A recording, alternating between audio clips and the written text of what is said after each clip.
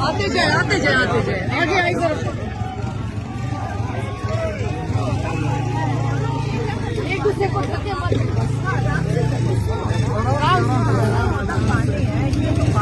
अपने आप को एक्सपोज किया खवातीन के ऊपर। इस दिसंबर के रातों में ठंडा पानी उसकी एक तशद्दुद करना, वायलेंस, शर्म नहीं आती। ये हुकूमत है, ये इतने बेगैरत है कि इनसे चंद खवातीन जो अपने भाई की रिहाई के लिए एक जायज मुतालिबा लेकर उठे हैं और उनसे मुलाकात चाहते हैं, सिर्फ मुलाकात के लिए आए हैं। ये न सिर्फ मुलाकात नहीं करने दे रहे, न सिर्फ मुलाकात नहीं करने दे रहे,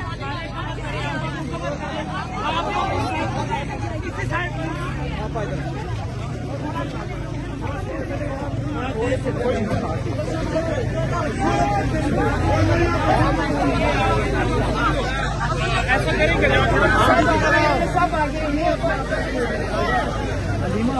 आगे है, वो आगे